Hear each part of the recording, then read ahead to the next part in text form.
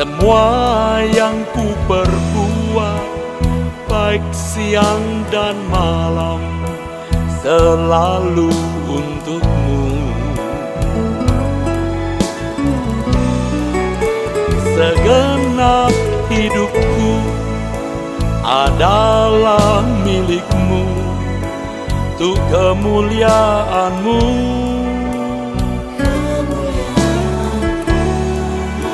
Sampai ku tua nanti, sampai di surga nanti, selalu untukmu.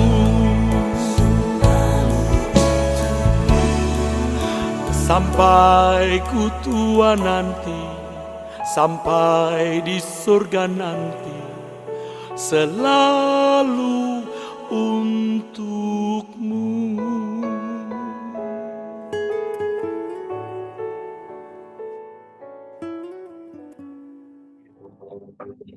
Kami serahkan kepada Pak Pregi.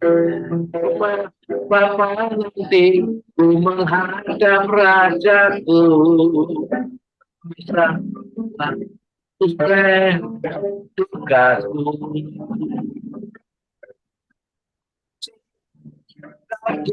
Tuhan yang bersama buktikan hamba mencintaimu.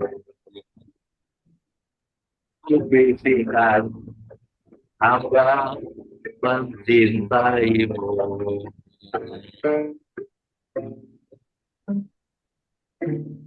Mari kita bersatu di dalam doa. Bapa yang maha besar, satu-satunya Allah yang benar, Bapa kami yang di surga.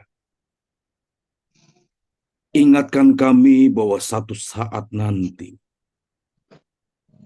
kami akan berhadapan muka dengan muka. Kami harus memastikan kami dalam keadaan bersih, tak bercela, tak bercacat. Ketika kami pulang menghadap-Mu, ya Bapa yang suci.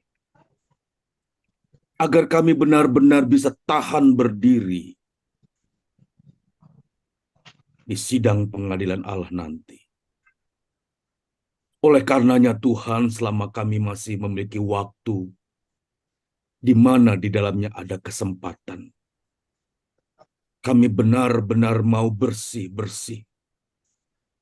Kalau ada dosa pelanggaran yang masih menempel dalam hidup kami, sesegera mungkin kami ingin bereskan. Tuhan, tolonglah agar kami bersih di pemandangan Tuhan. Agar pertemuan kami di udara nanti bersama dengan Tuhan adalah pertemuan yang mendatangkan sukacita. Girang selamanya bersama Tuhan di Yerusalem baru, surga mulia. Berkati pertemuan kami malam hari ini. Berkati apa yang Tuhan ingin sampaikan kepada kami. Tuhan berbicara kepada kami secara pribadi. Di dalam nama Tuhan Yesus kami berdoa, kami mengucap syukur, haleluya. Amin. Pak Yakob, tolong dimatiin Pak Yakob Tempur Sari. Iya, Pak. Bapak, Ibu, rekan-rekan senior hamba Tuhan, kita berjumpa kembali dalam pertemuan Truth Mission malam hari ini. Tadi saya memandang wajah-wajah Bapak Ibu sekalian. Saya benar-benar berharap kiranya damai sejahtera Allah, damai sejahtera Kristus yang melampaui segala akal, mendiami dimanapun Bapak Ibu berada.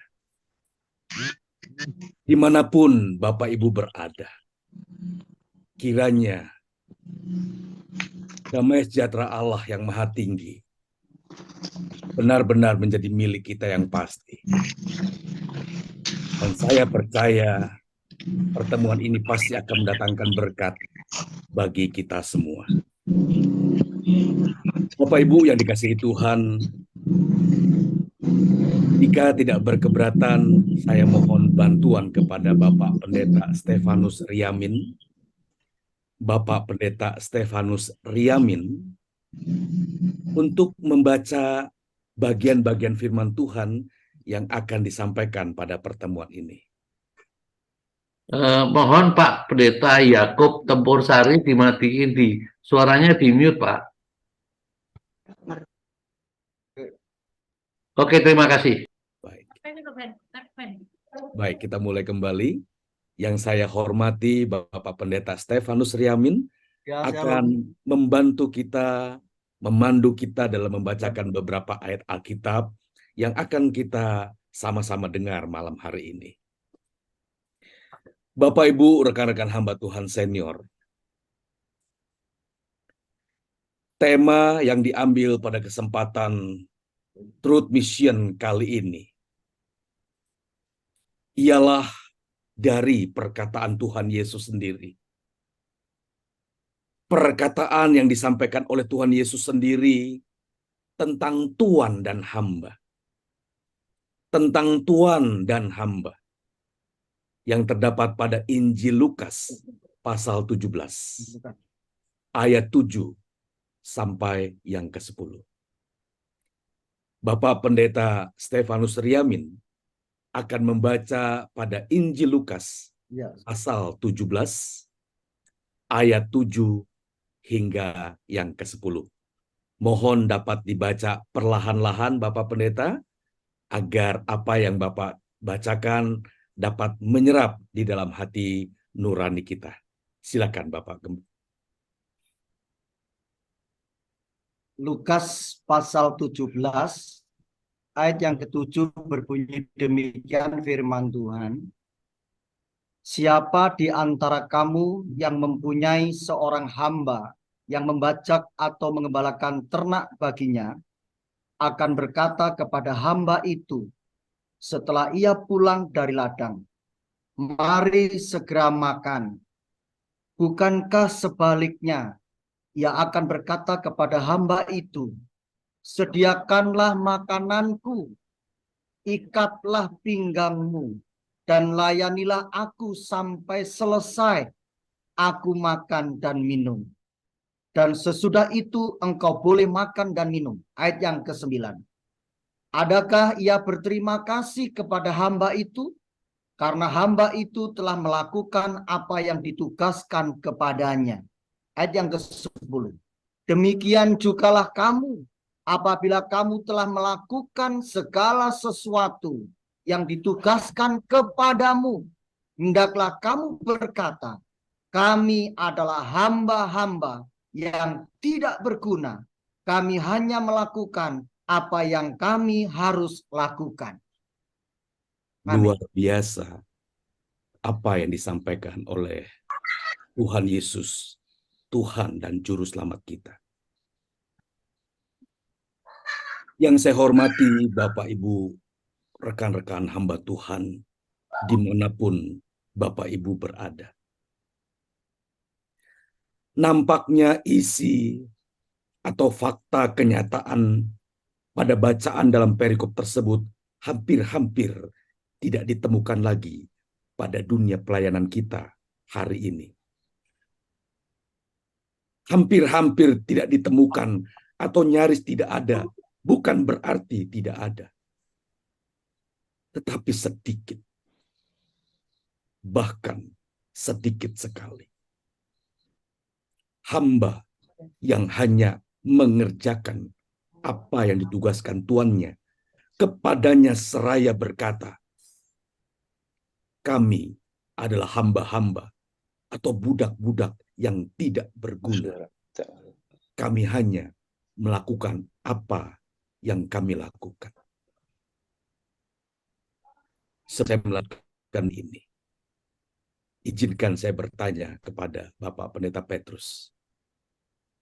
Apakah benar bahwa pada dunia sekarang ini sulit ditemukan hamba-hamba yang berkata, kami adalah hamba yang tidak berguna. Kami hanya melakukan apa yang kami harus lakukan. Bagaimana menurut Pendeta Petrus? Banyak atau sedikit, Pak? Waduh, ini yang susah. Ya, saya sendiri juga masih terseok-seok meskipun terus maju tetap ya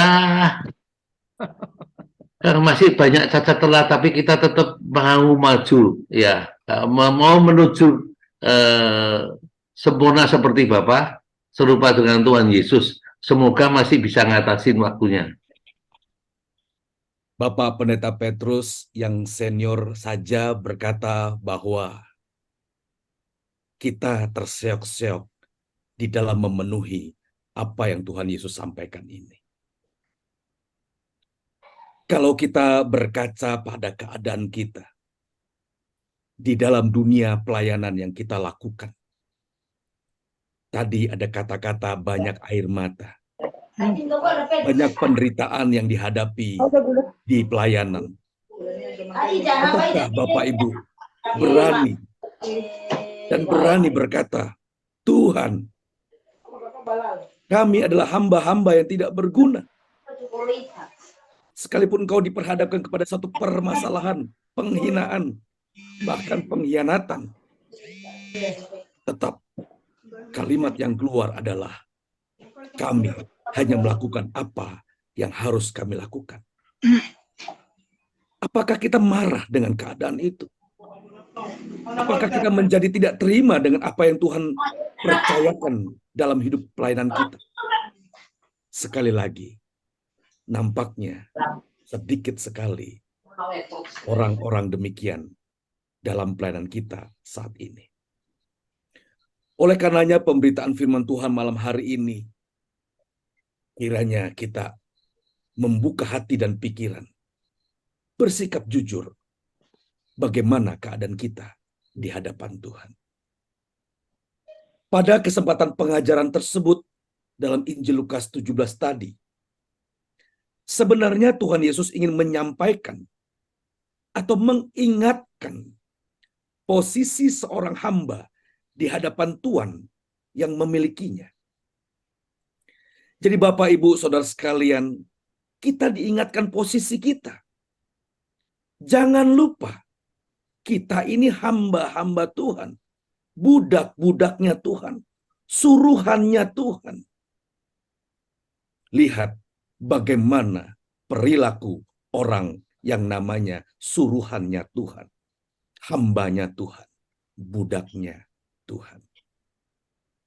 Bapak Ibu, satu kalimat yang berkata mempunyai seorang hamba yang tadi dibacakan oleh Bapak Pendeta Stefanus Sriamin, siapa di antara kamu yang mempunyai seorang hamba, mengindikasikan bahwa hamba tersebut berada di bawah otoritas, di bawah subordinasi Tuhan yang sudah membelinya.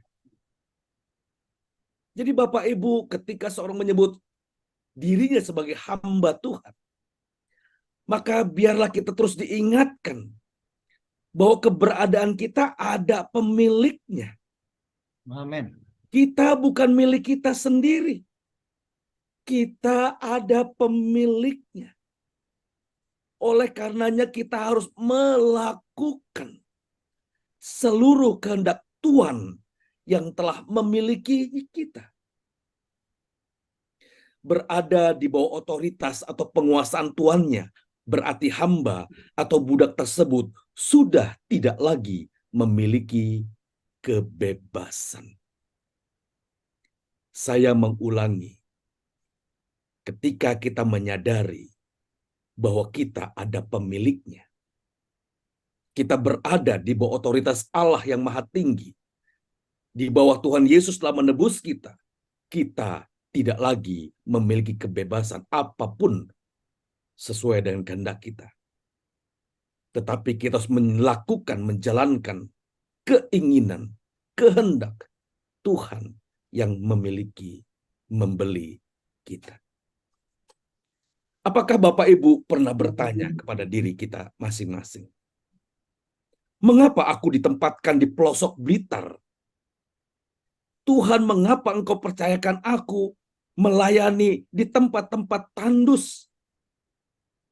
banyak air mata, jemaat yang marginal atau miskin. Kenapa aku begini? Kenapa aku begitu?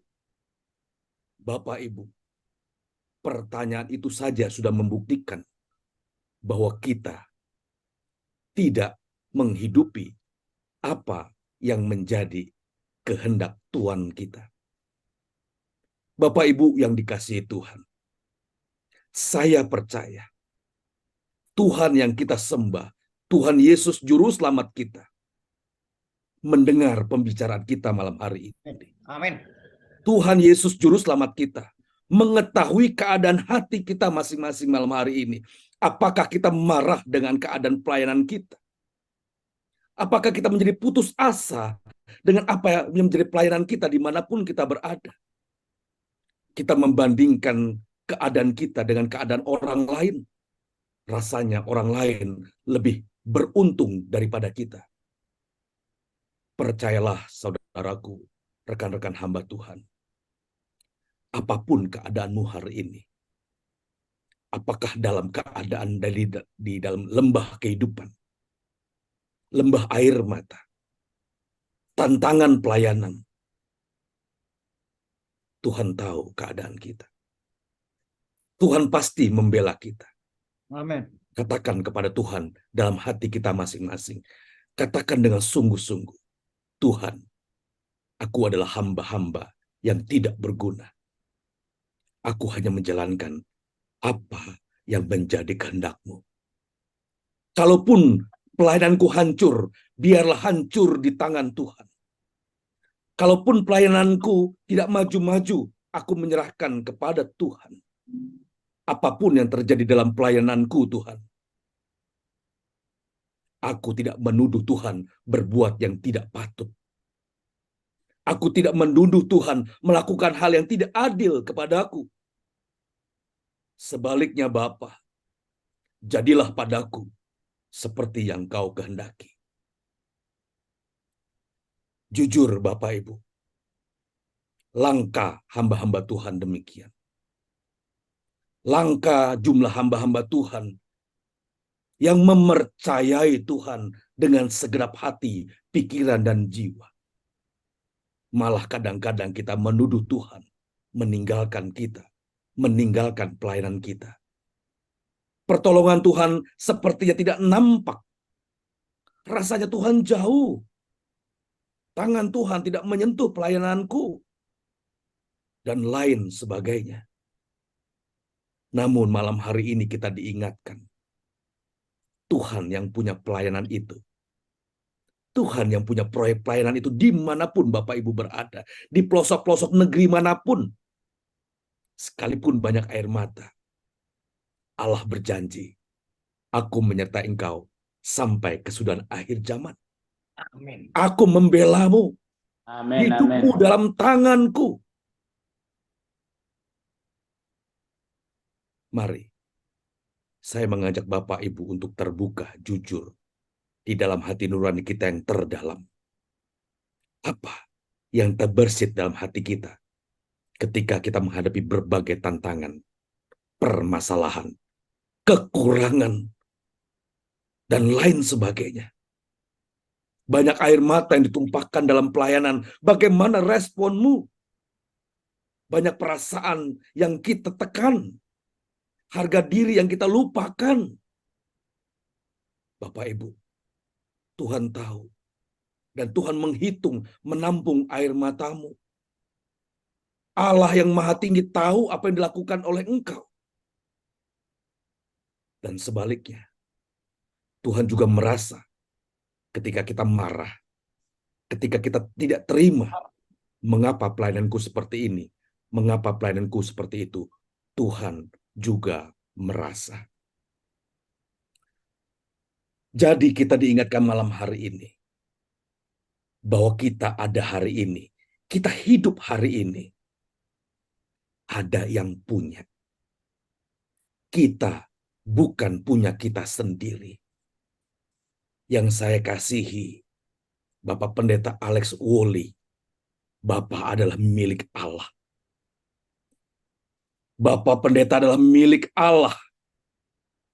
Allah yang besar, Allah yang akbar, Amin. Allah yang benar, Allah yang memiliki juga Ibu Pendeta Rahayu, Bapak Pendeta Jody Sitinjak, apapun keadaanmu, Allah pemilik hidup kita. Jangan pernah menaruh curiga kepada Allah dengan keadaan kita. Justru Tuhan tahu inilah keadaan yang terbaik yang harus kita jalani. Percayalah, percayalah. Perjalanan hidup ini ada ujungnya.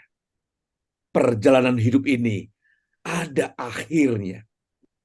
Oleh karenanya, berjuanglah Bapak Ibu. Akhiri perjuangan pelayanan kita dengan baik. Sehingga kita layak dan boleh berkata, kita layak dan pantas berkata, aku telah menyelesaikan pertandingan yang baik. Aku telah mencapai garis akhir. Dan aku telah memelihara iman.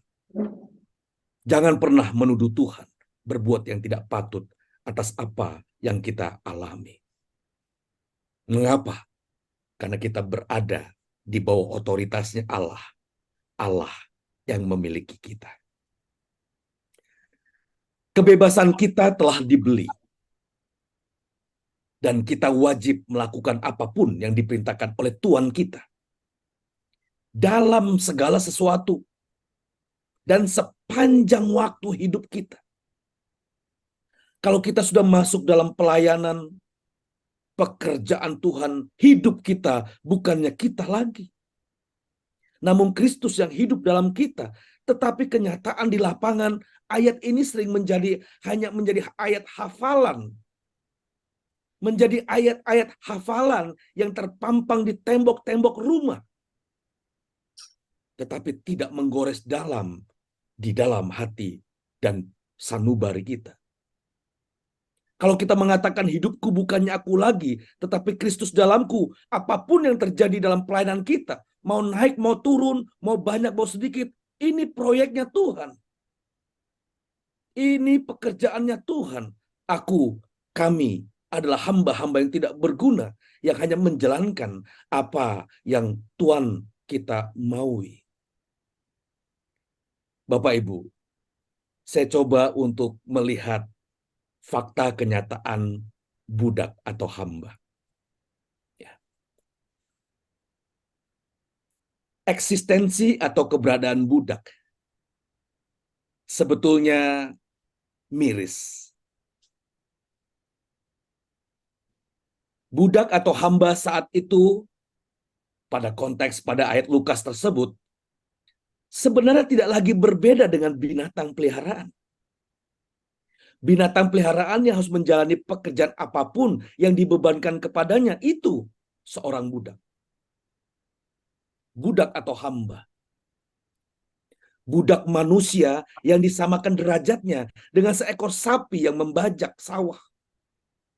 Yang disamakan dengan seekor keledai yang mengangkat beban. Ataupun seekor unta yang digunakan sebagai sarana transportasi saat itu. Menurut sejarah, harga budak belian atau seorang hamba saat itu sekitar 30 sikal perak.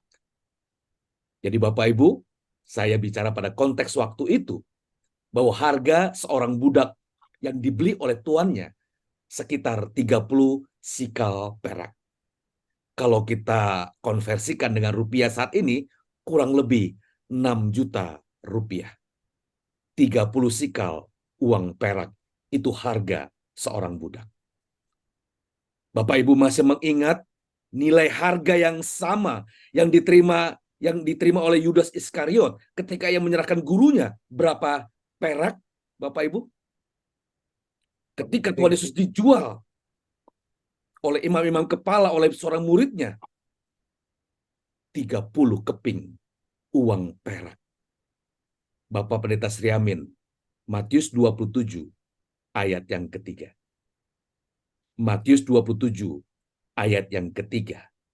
Nilai harga yang sama yang diterima oleh Yudas Iskariot ketika ia menyerahkan gurunya, ditulis dalam Injil Matius 27 ayat 3.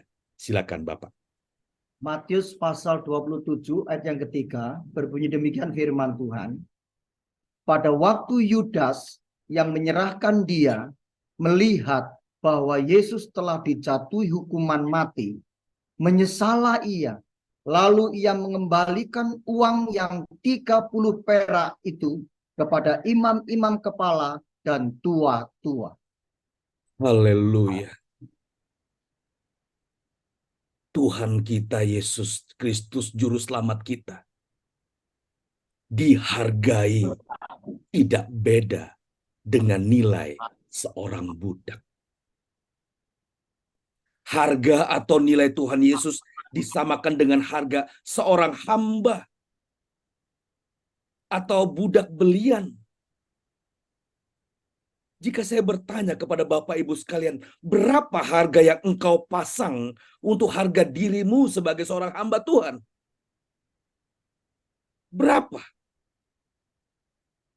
Berapa harga dirimu yang kau pasang sebagai hamba Tuhan? Apakah senilai atau seharga seorang budak? Atau lebih daripada itu? Sejak awal saya meminta dengan sangat Roh Kudus menolong kita untuk menerangi hati kita. Untuk melihat keadaan kita sendiri. Bagaimana perilaku kita sebagai hamba Allah. Sebagai hamba Tuhan. Sebagai budak belian yang telah ditebus oleh darah Kristus. Apakah kita memasang harga tinggi atas harga diri kita? Kita lihat pelayanan kita kurang berkembang dibandingkan dengan orang lain. Kita melihat keadaan kita jauh di keadaan orang lain. Padahal Tuhan yang memiliki pelayanan itu. Kita mencoba untuk memberikan nilai tinggi atas pelayanan yang kita lakukan. Ketika pelayanan kita dihina, ketika pelayanan kita ditinggalkan oleh orang-orang, kita mulai tersinggung dan marah dan mulai mungkin mulai bertanya, apa yang telah aku lakukan? Mungkin juga kita berkata, ya mungkin itu orang-orang yang tidak lagi mempercayai kita. Perasaan kita jadi tersinggung. Perasaan kita terluka dengan perilaku-perilaku demikian. Kita telah memasang harga tinggi atas pelayanan kita. Kita telah memasang harga yang tinggi atas perasaan kita.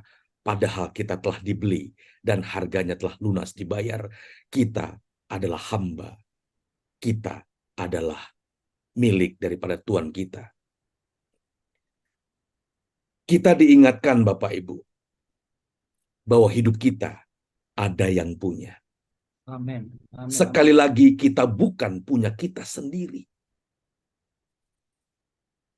Ketika engkau tersinggung, engkau marah, engkau masih memiliki dirimu sendiri.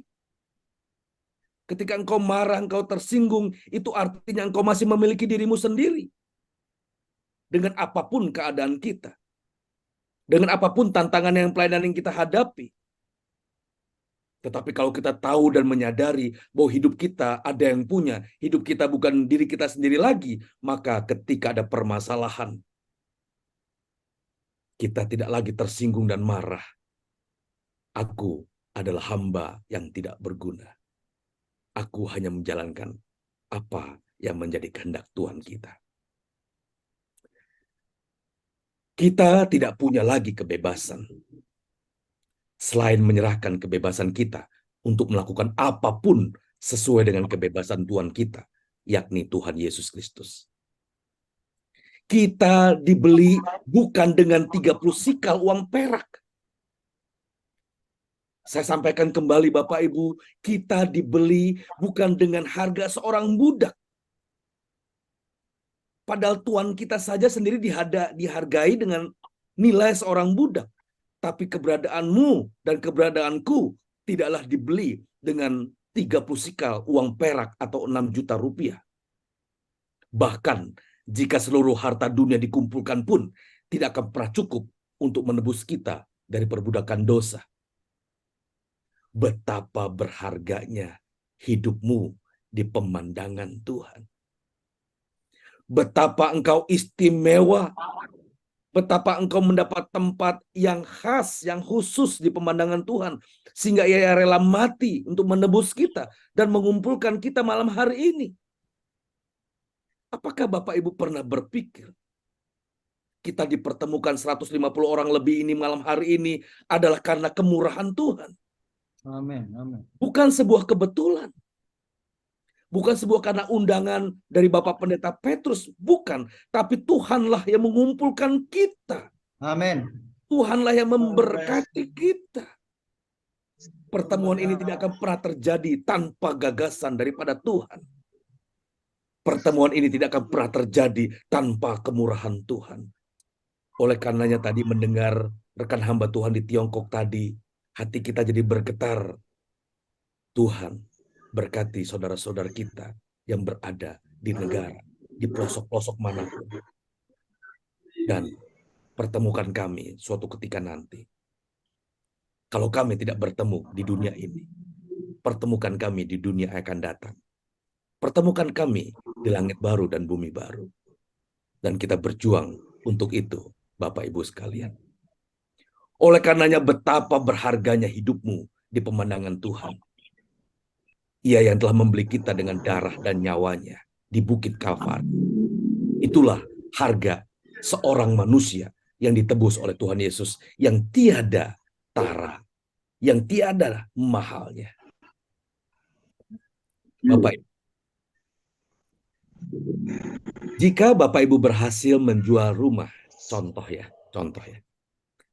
Jika Bapak Ibu berhasil menjual rumah 1 M, 1 miliar rupiah.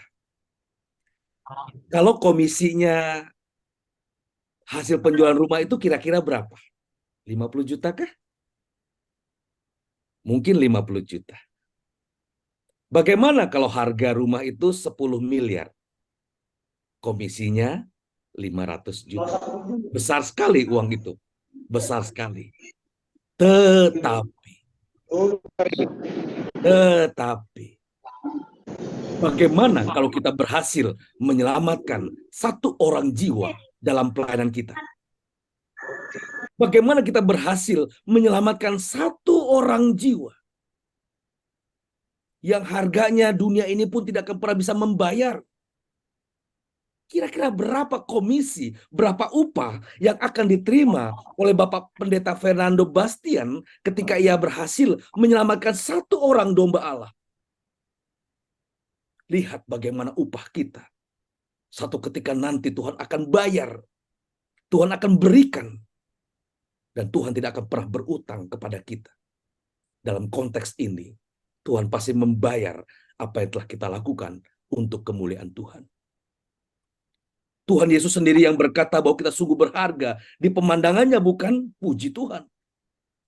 Oleh karenanya mulai dari sekarang jangan pernah memandang dirimu rendah. Karena tidak punya ini, tidak punya itu. Seraya memandang orang lain tinggi. Janganlah kita berpandangan demikian, Bapak Ibu. Karena kita memiliki Allah yang kaya, Allah yang hebat, Allah yang luar biasa, pemilik jagat raya yang kita layani ini. Percayalah apa yang kita lakukan tidak akan pernah sia-sia.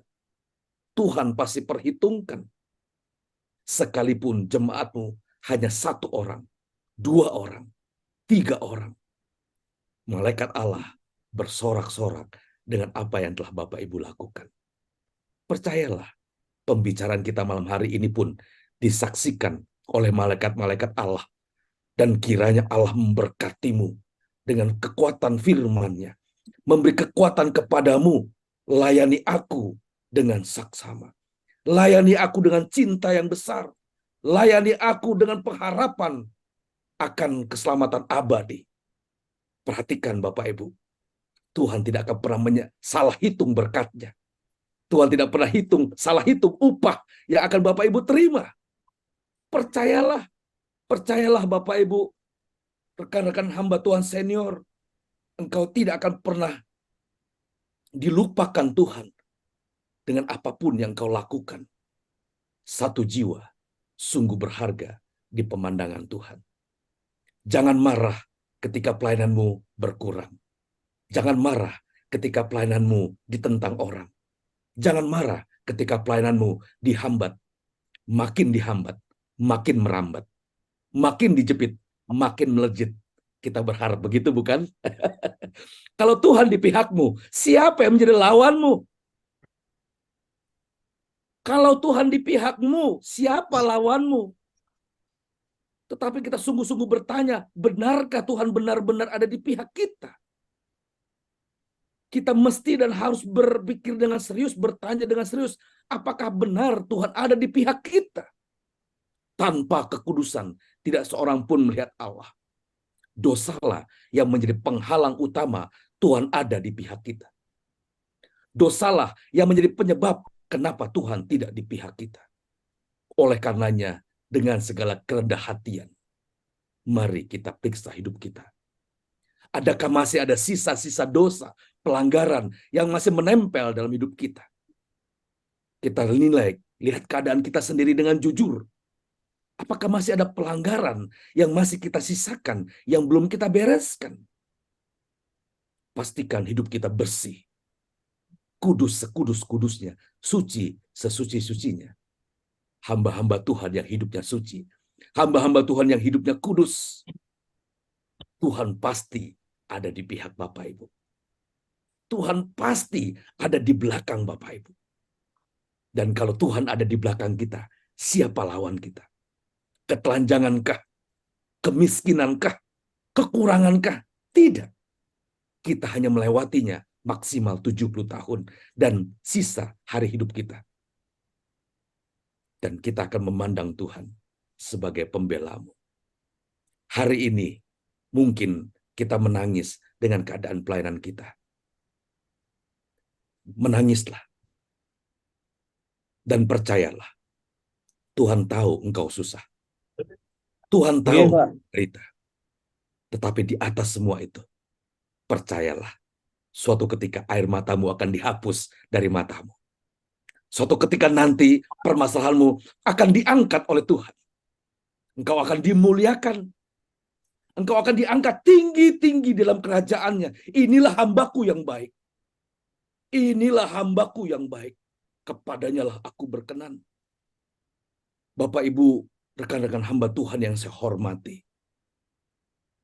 Jika sampai hari ini gereja kita masih menumpang ngontrak dan lain sebagainya, tidak apa-apa. Jalani. Tuhan tahu engkau ngontrak. Tuhan tahu engkau pindah sana, pindah sini. Jalani sampai akhir hidup kita. Dan lihat bagaimana pembelaan Tuhan. Kalau tidak sampai di dunia ini, Tuhan pasti akan memberkatimu di langit baru dan bumi yang baru nanti. Dengan rumah yang permanen, dengan tempat pelayanan yang super indah. Percayalah Bapak Ibu, berjuanglah. Jangan marah dengan keadaan kita. Gereja masih kontrak, bahkan numpang. Nggak apa-apa, numpanglah dengan hidup yang kudus. Numpanglah dengan pelayanan yang mengasihi Tuhan. Jangan khawatir, engkau punya Tuhan. Kita punya Tuhan. Allah Bapa yang mengatasi segala langit. Yang mengatasi segala bintang. Allah Bapa yang mengatasi segala jagat raya itu Bapa kita. Bapamu dan Bapakku. Bapak kita semua, Bapak Ibu. Jangan marah dengan apa yang kita alami. Sebaliknya bersyukurlah dengan apa yang kita alami. Disitulah kita sedang menempatkan Tuhan di pihak kita. Menempatkan Tuhan di belakang pelayanan kita. Oleh karenanya, tegakkan kepalamu, Bapak Ibu. Tegakkan kepalamu, pandang Tuhan, pemilik jagat raya yang memilikimu. Pandang Tuhan yang memiliki jagat raya ini yang menjadi pembelamu. Oleh karena itu, jadilah seorang hamba Tuhan yang taat dan patuh 100%. Saya ulangi, jadilah budak, jadilah hamba Tuhan yang taat dan patuh kepada Allah Bapa 100%. Jangan menyisakan apapun, Bapak Ibu. Apapun yang Tuhan katakan kepadamu malam hari ini, lakukan dengan setia. Jangan kurang sedikit pun. Apa yang Bapak perintahkan, lakukan dengan tepat. Tanpa pergeseran, tanpa perubahan, atau perbedaan sedikit pun. Apa yang Tuhan ingin kita lakukan sebagai hamba-hamba Tuhan? Mari kita lihat. Bapak Pendeta Stefanus Triamin akan membaca kembali di dalam surat 1 Petrus 5. 1 Petrus 5. Ayat 2 sampai ke 4. 1 Petrus 5. 1 Petrus 5 ayat 2 berbunyi demikian. Gembalakanlah kawanan domba Allah yang ada padamu. Jangan dengan paksa, tetapi dengan sukarela sesuai dengan kehendak Allah. Dan jangan karena mau mencari keuntungan, tetapi dengan pengabdian diri. Ayat yang ketiga. Janganlah kamu berbuat seolah-olah kamu mau memerintah atas mereka yang kamu menjadi teladan bagi kawanan. Ayat yang keempat. Maka kamu apabila gembala agung datang, kamu akan menerima mahkota kemuliaan yang tidak dapat layu. Ayat yang kelima. Demikian jugalah kamu, hai orang-orang muda, tunduklah kepada orang yang tua, dan kamu semua rendahkanlah dirimu seorang terhadap yang lain, sebab Allah menentang orang yang congkak, tetapi mengasihani orang yang rendah hati. Amin. Amin. Ingatlah, rekan-rekan hamba Tuhan, jemaat yang ada pada kita saat ini adalah milik Allah yang harus dirawat. Satu sekalipun harganya sukacita malaikat Allah di surga. Satu pun, perhatikan Bapak Ibu, satu pun domba yang dipercayakan kepadamu, harganya sukacita malaikat Allah di surga. Rawatlah dengan cinta. Rawatlah dengan nyawamu. Jagai dengan tangisan doamu. Dan Tuhan pasti akan mengembalikan upah. Dan apabila Gembala Agung itu datang, hamba-hambaku yang baik akan menerima mahkota kemuliaan. Wow! Mahkota kemuliaan. Oh Tuhan, biarlah kita nanti sama-sama menyaksikan acara penyematan mahkota itu. Nanti kalau Bapak Pendeta Petrus dipanggil, Tuhan Yesus menyematkan mahkota di kepala beliau, kita tepuk tangan semua. Ketika Bapak Pendeta Immanuel Budiono dipanggil oleh Tuhan, lalu disematkan mahkota kehidupan, kita tepuk tangan semua. Saya tidak sedang bergurau atau bercanda atau utopis atau berangan-angan.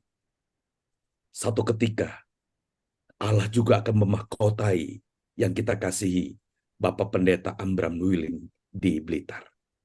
Percayalah, domba-domba Allah yang kita rawat sekalipun satu, demikian ada sukacita pada malaikat-malaikat Allah karena satu orang berdosa yang bertobat.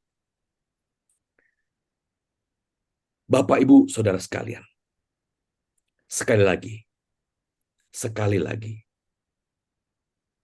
itu bukan domba kita, bukan kepunyaan kita, tetapi kepunyaan Allah yang dipercayakan kepadamu.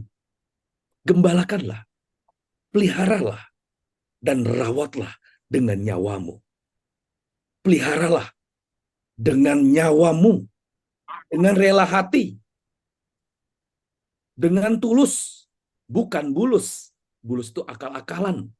Apalagi dengan paksa. Jangan menggembalakan domba Allah dengan mencari keuntungan di baliknya. Kita adalah orang-orang yang paling beruntung dan istimewa di pemandangan Allah. Bagaimana tidak istimewa, Bapak Ibu? Bagaimana di sini Bapak Ibu yang hadir pada malam hari ini tidak istimewa?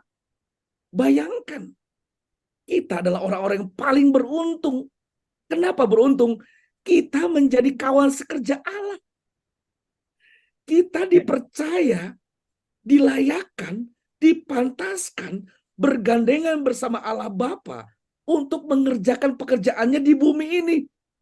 Wow, 8 miliar manusia, engkau adalah salah satu pilihannya. 8 miliar manusia, engkau dipilih menjadi kawan sekerja Allah. Betapa mulianya keberadaanmu, Bapak Ibu. Betapa beruntungnya engkau di pemandangan Tuhan yang diajak bekerja sama untuk menyelamatkan banyak jiwa. Memindahkan jiwa-jiwa itu dari neraka kepada surga. Bapak Ibu, dunia tidak akan pernah bisa membayar upahmu. Percayalah. Kalau mungkin dalam pelayananmu engkau mendapatkan berkat ini dan itu, berkat ini dan itu hanya tambahan. Kalau engkau berhasil dalam pelayanan, itu tambahan, bukan tujuan. Tujuanmu adalah Tuhan dan kerajaan. Amin. Carilah dahulu kerajaan Allah, maka semua akan ditambahkan. Jangan fokus kepada tambahan, tapi fokuslah pada tujuan. Tujuannya adalah Allah dan kerajaannya.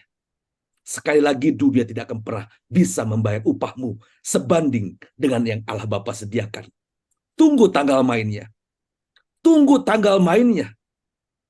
Lihat bagaimana Allah memberi upahmu, memanggil nama kita satu persatu, dan berkata, inilah hambaku yang baik, kepadanya lah aku berkenan. Bapak, Ibu, saudara-saudara sekalian, saya tidak menafikan atau tidak menolak banyak hamba-hamba Tuhan di daerah yang berjuang dan bergumul dengan segala tantangan dan penderitaan pelayanan tersebut. Apakah itu penderitaan dalam bentuk keuangan? Apakah penderitaan itu dalam bentuk jemaat yang tidak dewasa-dewasa? Dan tidak sedikit orang yang menaruh curiga dan tidak percaya dengan apa yang Bapak Ibu kerjakan. Dan banyak permasalahan lainnya. Orang mungkin tidak tahu. Dan orang juga mungkin tidak mau tahu kesulitan apa yang Bapak Ibu alami. Penderitaan apa yang Bapak Ibu rasakan. Tetapi percayalah, Tuhan tahu engkau menderita. Tuhan tahu engkau menghadapi permasalahan itu. Orang tidak perlu tahu. Tuhan pasti tahu. Dan dialah yang sanggup membelamu dalam keadaan apapun yang kau hadapi. Manusia tidak akan pernah kurang dalam menolong kita. Tapi Tuhan Allah yang kita sembah adalah Allah yang pasti menolongmu. Menolong kita semua, Bapak Ibu. Dan kalau boleh persekutuan ini kita teruskan bukan sampai di bulan Oktober 2023. November 2023. 2024. 2025. Tapi persekutuan ini kita lanjutkan nanti di keabadian. Kita buka kembali lembaran baru dalam hidup yang kekal. Tuhan tahu engkau menderita. Tuhan tahu engkau sulit. Jangan marah kepada Tuhan. Ingatlah, janganlah mencurigai Tuhan, membiarkan hidupmu dalam bahaya. Jangan mencurigai Tuhan dengan menuduh Tuhan membiarkan kita dalam penderitaan. Jangan pernah marah kepada Tuhan dengan permasalahan yang tidak kunjung usai. Sekali lagi, jangan pernah menuduh Tuhan berbuat yang tidak patut kepada kita. Seperti kita ditinggalkan tanpa pertolongan. Tetaplah berjuang, Bapak Ibu, rekan-rekan hamba-hamba Tuhan yang saya hormati. Tetaplah berjuang untuk menggembalakan domba yang dipercayakan Tuhan kepada kita dengan menjadi teladan hidup. Niscaya, pasti, apabila Gembala Agung, yakni Tuhan kita, Yesus Kristus, Juru Selamat kita, datang. Dan Ia pasti datang. Kita tidak sedang bergurau. Kita tidak sedang omong besar, Tuhan pasti datang. Dan engkau hamba Tuhan yang setia. Hamba Tuhan yang berkata, aku adalah hamba Tuhan yang tidak berguna. Aku hanya melakukan apa yang dikehendaki oleh Tuhan. engkau akan menerima mahkota kemuliaan yang tidak dapat layu. Bapak Ibu bisa bayangkan mahkota seperti apa yang akan disematkan di atas kepalamu. Kalau saya percaya mahkotanya pasti lebih indah daripada mahkota yang menempel di Raja Charles. Saya percaya pasti lebih indah dari mahkota-mahkota yang ada di dunia ini. Dan Tuhan siapkan buatmu, hamba-hamba Tuhan yang setia. Betapa berharganya, dan kita menantikan momentum itu. Kita menantikan saat itu. Inilah momentum atau saat yang kita nanti-nantikan. Pemasangan mahkota di kepala hamba-hamba Tuhan yang taat dan setia atas perintah Tuannya, Gembala Agung kita, Tuhan Yesus Kristus. Kalimat terakhir sebelum saya mengakhiri khotbah ini. Bapak Ibu, kalau boleh saya menjamin 1.000, 1 juta, 1 miliar %, Bapak Ibu tidak akan pernah menyesal ikut Tuhan. Bapak Ibu tidak akan pernah menyesal taat dan patuh kepada Tuhan. Saya menjamin 1 juta %. Tidak ada pesta di dunia ini yang dapat menandingi kemeriahan pesta pentahbisan hamba-hamba Tuhan yang selama di pelayanan mengikuti jejak-jejaknya Tuhan. Kita akan berpesta bersama di langit baru dan bumi baru. Tetaplah setia Bapak Ibu. Kita adalah hamba-hamba Tuhan yang tidak berguna. Dan kita hanya melakukan apa yang harus kita lakukan. Selamat berjuang Bapak Ibu. Selamat berjuang dimanapun Bapak Ibu berada. Tuhan menyertai, Tuhan memberkati. Amin. Amin.